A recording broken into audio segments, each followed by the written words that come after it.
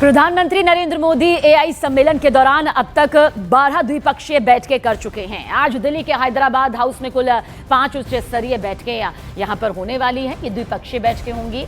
ये सभी बैठकें भारत की वैश्विक कूटनीति और अंतर्राष्ट्रीय सहयोग की नई दिशा देने वाली मानी जा रही है। सुबह 11 बजे प्रधानमंत्री नरेंद्र मोदी की मुलाकात लिंकटेनस्टीन के प्रिंस एलोइस से होगी, जिसमें द्विपक्षीय संबंधों, निवेश और वित्तीय सहयोग पर चर्चा यहां पर की जाएगी।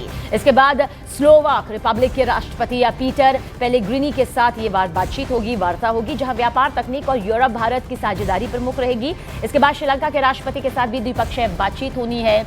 वहीं दोपहर 1 बजे पीएम मोदी और संयुक्त राष्ट्र महासचिव एंटोनियो गुटेरेस के बीच जलवायु परिवर्तन और वैश्विक शांति मुद्दों पर चर्चा होने वाली है। प्रधानमंत्री नरेंद्र मोदी मॉरिशस के प्रधानमंत्री के साथ ही बैठक करेंगे, जिसमें समुद्री सहयोग, निवेश और प्रवासी भारतीय समुदाय से जुड़े विषय यहां पर शामिल रहेंगे।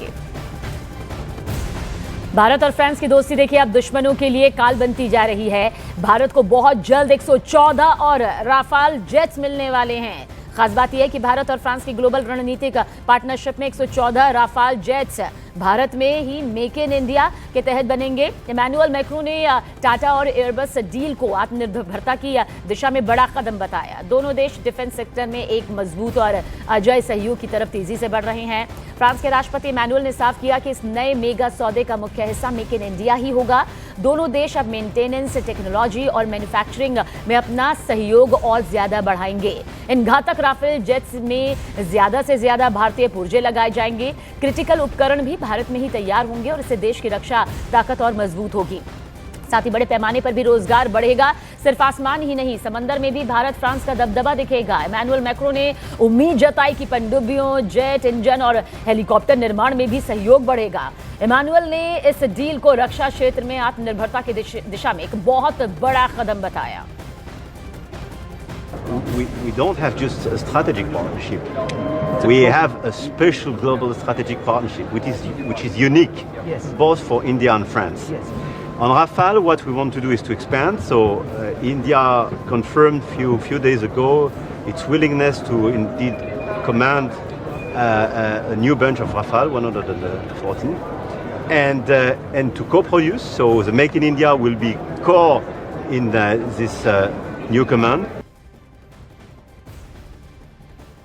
एआई इम्पैक्ट समिट में पहुंचे नीदरलैंड के पीएम डिक शूफ ने न्यूज 18 इंडिया से एक्सक्लूसिव बातचीत की और भारत की जमकर तारीफ की। उन्होंने कहा कि भारत में आयोजित एआई सम्मेलन का दुनिया की एआई पॉलिसी पर गहरा असर देखने को मिलेगा।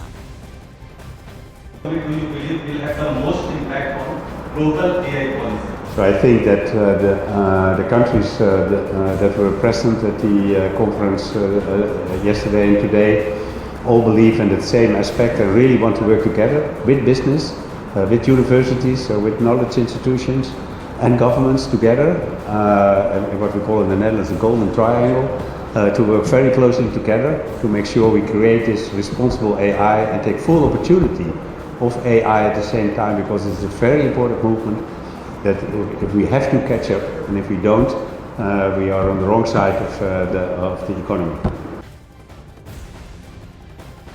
और देखिए, इंडिया एआई इम्पैक्ट समिट के मंच पर दो दिग्गजों के बीच तनाव जैसे हालात भी दिखाई दिए।